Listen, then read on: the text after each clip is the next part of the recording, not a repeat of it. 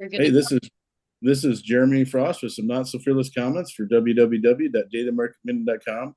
I got Sebastian on here and Lauren from Texas Hedge and Brynna from Texas Hedge, and we're going to go through and kind of go through what Sebastian's normal update is. But we're going to do it in more of a roundtable discussion format, and we're going to try to do this after some USDA reports and that, and then we're going to take some questions and answers. So just a little bit different format than our normal update is. Make sure you guys let us know if you like the format, if you'd like to see something different.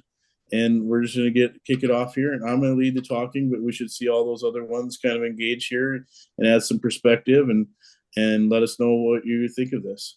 So we did have a pretty decent day in the markets today. Corn was up 6 to 7, kind of across the board.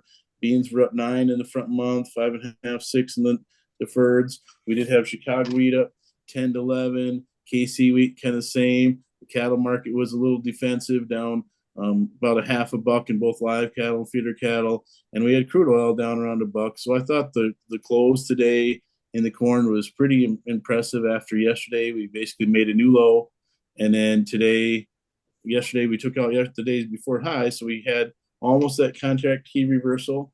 We didn't quite close above it, but when you kind of combine the candles or blend them in, now we kind of I think we closed above yesterday's or the previous day's high, which we'll get to in the charts here a little bit. But it was really solid price action, and it's kind of what we need to be going higher going forward. So, kind of on the next slide, we're just going to start off going through some of the updates from yesterday's USDA report. And the bottom line is that the estimates came in below almost all of the estimates. You can see here on the slide that we came in right at the low end of the range. And to me, what this means is that basically the stocks on hand and what will be our new crop carryout is probably going to be 100 million bushels less. I mean, it's about 100 million bushels less than the average estimate. And that's friendly. Is it market changing? Not necessarily. The one thing that we did see yesterday is the fact that the USDA kept their feed residual usage up in that 17 to 20% higher than it's been a year ago. And when you look at the cattle numbers, and Lauren, what's your take on the livestock numbers and the feed usage? I mean, the turkey and all that. I feel like the feed usage is probably actually closer to par than it was. Yeah, I mean, I think there's no way with cattle on feed numbers, even if you don't even look at the data, just if you look at the price action, what cash is telling us, what basis is telling us on the cash cattle side of things. I mean, cash is strong. It's having a hard time pushing higher, but over the past couple of weeks, but it's been awfully steady and we're at record high cash prices. And so, I mean, I just think whether they're there on paper or not, the numbers are a lot lighter than what is indicated on paper. So I have a hard time believing that the USDA is going to increase feed demand whenever it's obvious that our cattle numbers are lower. And that's another reason why our exports to Mexico have been so strong, because that border still has remained closed and they're feeding more cattle there in Mexico. So that's part of the, you know, increased demand on exports. Some of it is just demand we already had. It's just across the border. But I think the USDA is using that feed demand category as kind of a catch-all. Yeah. So what I think they're doing, and what a lot of people in the industry think will happen, is when they do that update in September, they're basically going to say, "Oh, by the way, your corn crop last year wasn't as big as we've been telling you for the last year. It was 5 to 800 million bushels less. They're going to drop that yield down for last year, and then oh, by the way, your feed usage really wasn't 15-20% more. It was about the same as the year before." And that's the way they get away with kind of, I don't know, robbing the farmer. Basically, I mean, if they would have had the fact that our supply was a half billion bushels less or whatever they come up with, then we probably would have had a chance for higher prices the last several months, and things could have been tighter. But they've done this several different times, and they just use it as a way to adjust their yields. And there's a lot of other evidence that last year and all year, I mean, back in January, back in October, November, where everybody didn't think the yields were as high as they came out with. And this is just a way that kind of really backs that story up. It kind of sucks that that's how they have to go about it. But when they have limited staffing and they have all these budget cuts, it kind of makes sense that that's how they're going about it. And then kind of on the next slides, we kind of go Well, through the, yeah, go ahead. one thing that kind of stands out to me on this slide is that the stocks on farm is still higher than off farm. Yeah. So there, yeah, you can look at that two ways. One, you could look at that as there's still a lot of corn that needs to be moved. And I think we probably saw some of that happen this week as everyone was moving old crop and being, puking old crop bushels. But also, it could be the opposite too, where commercials are going to have to pay up to get that ownership. We're going to have to see basis come up to get that ownership off the farm. I don't know what you think about that, Jeremy. Well, I kind of agree with that. And I think the next one, when I go through soybeans, I really agree with that because the soybean one shows that the off farm, on farm one is less than it was a year ago. So there isn't many out there. I mean, and that doesn't really line up to me. But I have seen some basis improvements in a lot of areas. I had a couple of farmers that mentioned their basis had improved 20 cents in the last week Yeah. on corn and soybeans. I think a lot of that explanation there is that, a load of soybeans brings more money than a load of corn. So if we're going to move one and sell one, it's based on price. Recently, Yeah, past 6 months, we're moving soybeans. yeah. The one thing that doesn't add up, and I think this is the a slide or two coming up, but he's got the total on farm, not the wheat one, the next one. This one right here. If you look at this one, and this is for me being in an elevator, worked 20 years in the elevator, the thing that doesn't add up is the off farm comparison on these 2 years. So we haven't built another, I don't know what that total difference is, but another 500,000,000 bushels of off farm storage. Yeah, nobody's So built more storage because number one, interest is more expensive, and number two, prices haven't been so high that we're going to store them. And we can yeah, justify cash flowing, building more storage. in the elevator system, basically what happens is up in the Midwest, especially, you get full at harvest, you get a train in every week, and you basically stay full all the time, and you never have any more room. You get empty right about the time that harvest starts next year, and the only additional storage you have is usually your on farm or your where you're piling on the ground, stuff like that. So for the USDA to say that we have, I mean, it looks to me when I'm adding these three up between corn, wheat, and soybeans that we have a good 500,000,000 bushels more of on-farm product than we did a year ago. I mean, I think that's them surveying big ag, and big ag basically giving them a lie, because there's no way that the on-farm has got that much more, because the elevators didn't build 1 billion bushels more storage.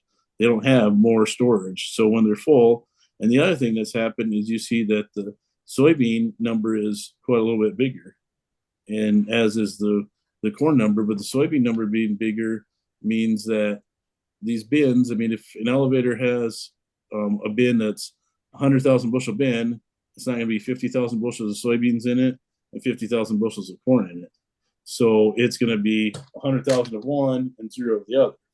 And so they don't have all this allocation. So to me, this is the one that I really scratch my head, because I don't think the off the farm number could be that much bigger. I don't think it's possible, because we didn't magically build tons more storage.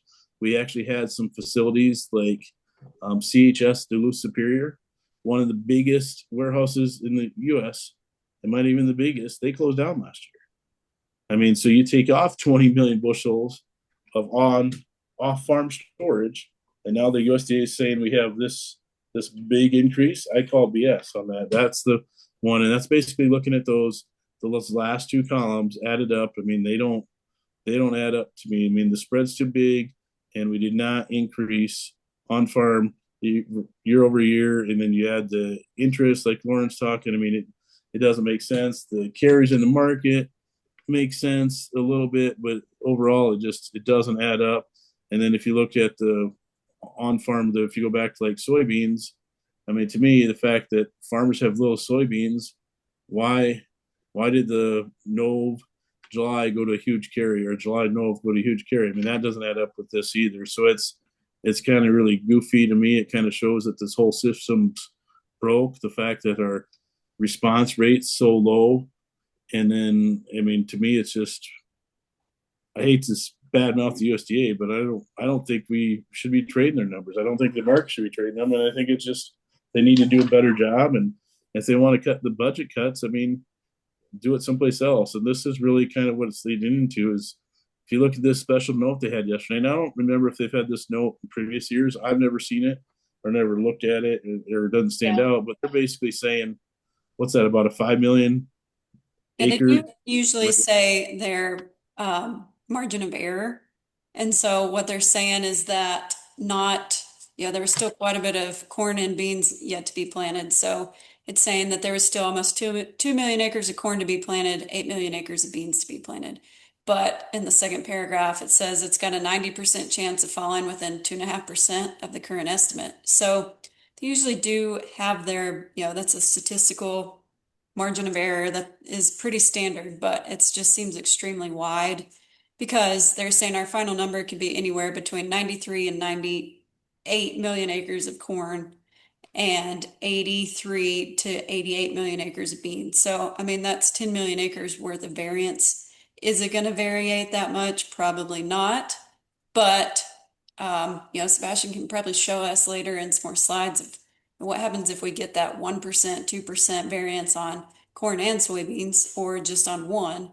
Yeah, 2.5%, it moves the balance sheet a whole lot. yeah. That is down there about 5 or 10 slides later, but we'll go through these other ones real quick, and then we'll go over that because that's more important, I think, than these ones. But this is the one that we were talking about. And so basically last year, 24-25, we had about 5.5 billion bushels for feed and residue. And Lauren, being in the feedlot business and everything else that me and Sebastian, her, and the whole team read, I mean, indicate that that number, that 5.5, should be pretty similar. Right. And Shouldn't except, vary that much. yeah, You can argue whether it's plus, minus, or the same. Cattle inventory numbers are down a little bit, but we're feeding them to heavier weights, so that creates, more demand on the same amount of head. I don't have the current inventory of pigs and chickens, but that's going to be more on beans anyway. So for that to have, that big, there's just no way. yeah. So what that's going to lead to eventually is going to be the USDA dropping our yield, which means we never really had this huge yield last year. Does that mean we have the chance to really have this huger yield this year? I mean, it's trend line every single time. Last year was, I don't remember how many bushels above trend, and I think this is where they're catching up for that. Yeah, Exports have also been strong. Um, so I don't know that you can necessarily argue with this data. Some of it is, like I said, that feed demand just stayed in Mexico instead of the cattle coming across the border. yeah. So that's just kind of moving it from one column to another. But we have just off the chart exports, which we should because we have low prices. Yeah, and I think this is one that, I mean, they have next year at 3.15 billion. I could see that one coming in stronger again, especially if we end up getting some Chinese business. And the one thing that it does feel, if we, I mean, look at our ethanol, and I don't think we have a chart there, but our ethanol boom from 2000 till 2006, 2010, all through there. That's kind of what some of these other countries are going through right now and have been going through. Mhm. And so they're like in Brazil or in South America, those guys are probably more into the E15s, and I think their diesel blends maybe up to 50%, but their usage themselves is off the charts, and that's why I think our corn exports will continue to be stout. And then you talk about this little super El Nino that's going to happen. I mean, there's a lot of talk that could do some major damage into the crops in South America next year. So I could see the funds jumping ahead of that. And what we really need to watch for is this slide that they got up here right now is if we can get some Chinese, can we get some red numbers on top of those? I mean, we had another billion bushels of corn to China, I mean, or half we're a billion. already record. And then Yeah, if you add in even a small red square, I mean, it just pushes it even higher. And I also think that sends a message to the rest of the world that you need to own.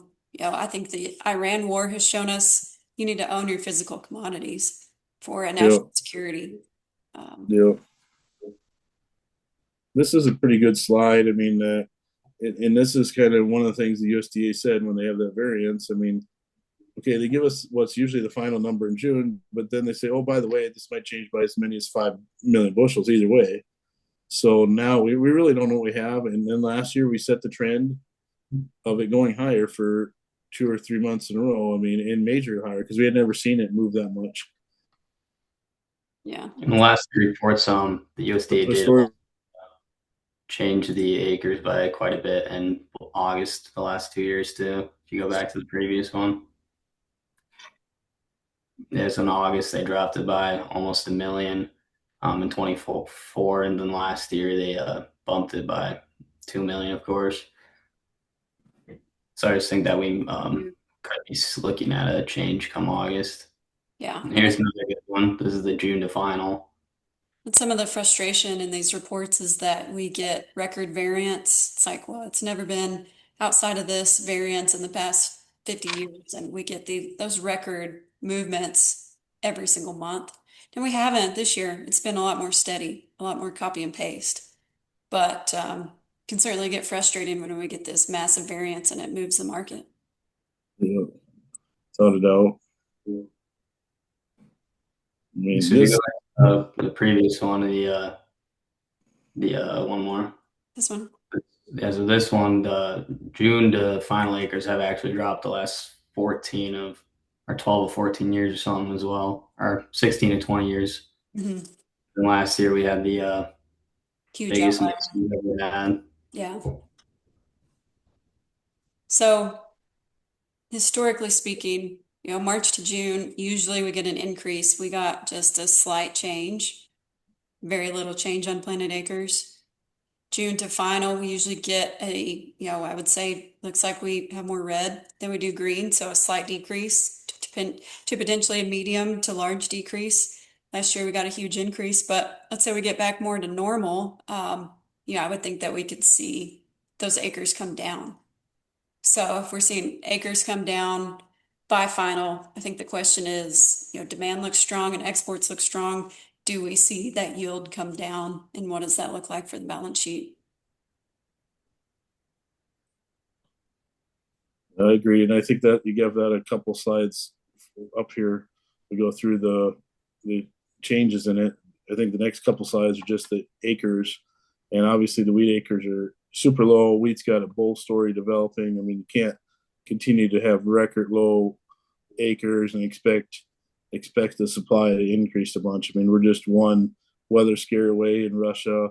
We kind of got one going on in the EU right now. I mean, all those are going to be friendly demand. But if we go on to that corn balance sheet scenarios, I think he's got several different scenarios here.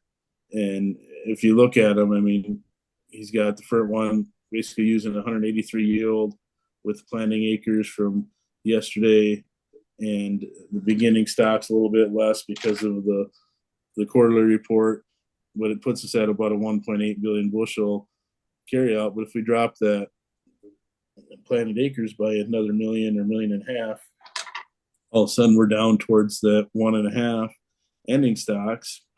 And that's without any real yield changes. I mean, Right, that's still a very high yield. yeah.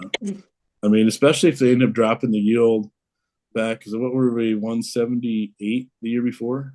Mm-hmm. That are, The I mean, record. I mean, there's nothing to say we couldn't be at 175 still with a decent crop. yeah, A 175, 178, that's not a crop failure. That's just not record. And we've had, what, 3 or 4 years of record crops yeah, above trend line yield. So what is trend line right now? 183, I think, is what they have it at. yeah. So, yeah, And there's a lot of guys that I'm talking to. Actually, in the last 3 days, I've had a couple of people. I think 3 different people have told me they have the worst crop they've ever had, and that's the first time I've really heard that this year so far. Last year, I mean, you hear that a lot of times in the drought year, but this year I've heard it, and the first time I've been hearing it is in the last 2 or 3 days. But there's just a lot of pockets that guys just got blasted with rain and blasted with hail, or they're just missing the rains, and it's starting to become more of the have and the have nots. They got rain and they got a good yield. They didn't get rain, they don't get a good yield. So the bottom line in all this is I think our price potential is a lot higher than we realize. I think in these extremes where we end up having the yield be at 183, and I don't see them with a 185 yield and then another million or 2 million acres. But we got to realize that extreme too. So the bottom line is we couldn't kill all this carry out within a 500,000,000 bushels. We could end up having a 3 billion bushel carry out. We could end up having a billion bushel carry out, and it really shouldn't be a surprise either way. And it's what's going to make Mother Nature so important. I mean, going forward. I think some people are going to argue that that feed category, the feed demand is too high, and that has room to come down, which puts pressure on the ending stocks. So I think that's the bearish argument on the data, is that maybe nothing changes. The USDA doesn't make any drastic changes. They kind of copy and paste and keep things status quo to keep the peace. And then you see that feed demand category is overstated. So that, I mean, I think that's the bearish argument. And I think the bullish argument is that it is overstated, but it doesn't matter because it's compensating for yield being wrong from last year, which, they may go back and update the final yield, but fairly unlikely. I think the path of least resistance is just to keep things like it is and then update some other columns and get to the same point, kind of massage the data a little bit. So I think that's the bullish scenario, is that yield and acres are still highly variable based on what they've specifically told us on how they calculate the acres, and demand is fairly strong, and that could take quite a bit off ending stocks really fast, I think, especially as hot as it's been. I mean, if we get another 2 weeks in July, we come out, we get through the 4th of July holiday and it's still upper 90s, for another solid week, I think we're gonna stress the crop. Yeah, I agree. I think Mother Nature is really important. I mean, me and you were looking at the drought monitor comparison year over year before we started this, and it just showed that we're in them. I mean, even though we've had a great June for replenishing water in most areas, there is no place that's really sitting great versus, I mean, every place is worse than a year ago, even after one of the best Junes. And so if we come out here in July or in the middle of July, and as we get in the middle of July, if the forecasts remain hot and dry or get hot and dry, this market will have some fireworks. I mean, it really will. We have the fun short. I don't know how much time we have left on this, but do we want to have Sebastian go through some of his charts real quick, or how do we want to? We've got 10 minutes left. Here's the drought monitor. So here's the current drought monitor. And here's where we were a year ago. So where we were a year ago, we had all of this central and southeastern US with a good moisture profile. You had a lot of drought in South Texas, southern Arizona, southern New Mexico. But, you slide it across, what's changed? I mean, nowhere has really gotten better besides that South Texas region, southern Arizona, southern New Mexico. All of basically the western to central Midwest has gotten more drought, and along the coast. I mean, and it's not just slight, it's severe and extreme. So, just looking at that major comparison between last year and this year. This is last year, July 1st. This is this year, which is June 16th. So it's, 2 weeks off, but it's still significant. Yeah, I agree. So, we want to touch quickly on the bean balance sheet. yeah. I mean, it kind of shows the same thing that wherever these acres end up, if we end up having the new acres, or if they end up being one of those extremes, I mean, 170 bushel carry out versus 340. I mean, half as much with 51, and I think it looks like about the new acres. But if we drop those acres, I mean, the beans had the same thing, basically a 5 million range for acres. So we'll have to see how the acres shake out. But the bottom line is we have a lot of weather ahead of us. And if we trim these yields to sub, I mean, what was last year was a record for beans, if I remember right. But other than that, we haven't had one other year above 50. Is that right? I think it's just, this would be the third year above 50. And so for us to assume we're going to be 53, I mean, to me, I mean, we've grown beans every year forever, and we've never gotten it. Yeah, sure, we can do it, but I think it's more likely that we're closer to 50, 51, 52 than we are the 53 like they have us forecasted at. So yeah, I feel like China's waiting for that. There's a big wide variance there in the ending stock. So China's hoping for this this scenario with 300 million billion ending stocks versus 176. Yeah. So do we want to, Sebastian, you want to tell me where you want me to slide you want me to go to? And here's our temperature outlook. This is just the weather. I mean, you can go to the charts if you want. So why don't you give us your perspective on some of these, Sebastian?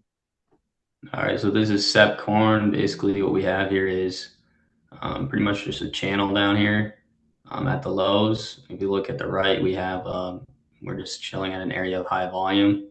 So basically, we would need to break above that 434 level.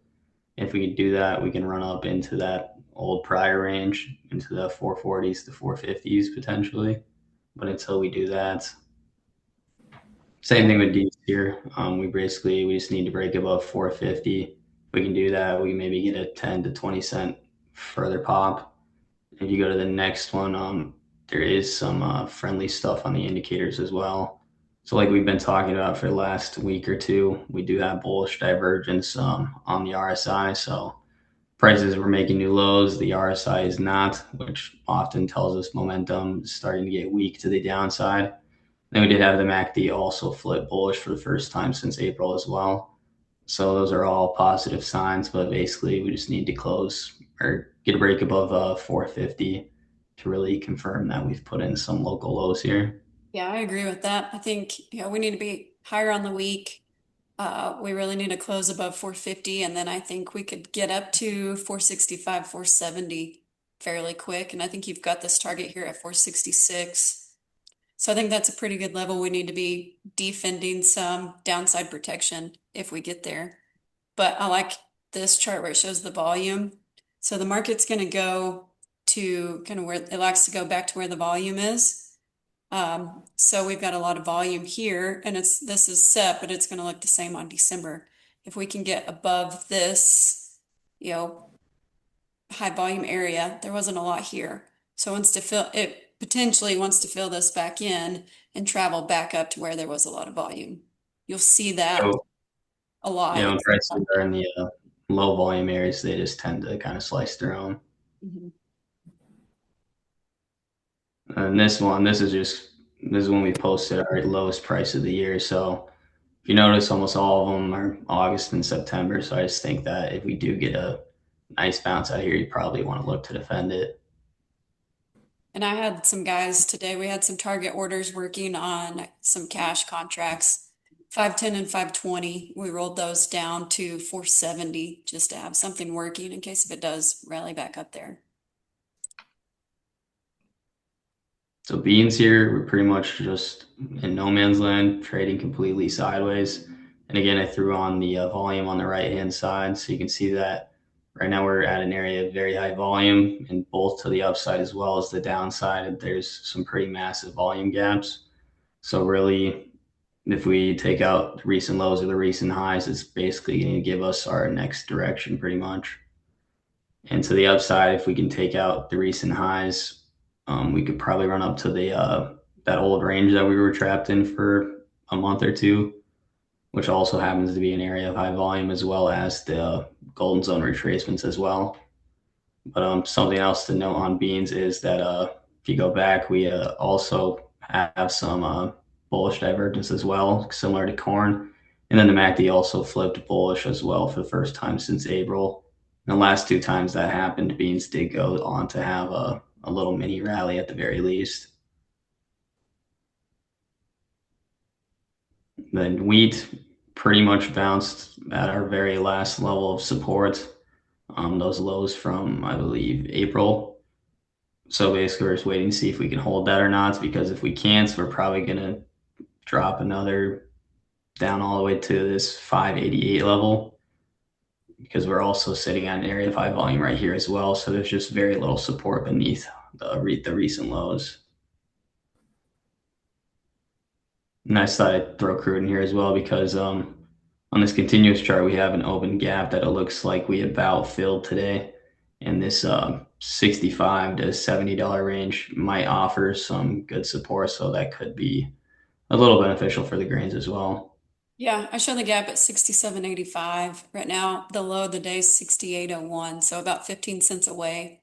But I would be watching to see that gap get filled and then kind of see what we do after that and see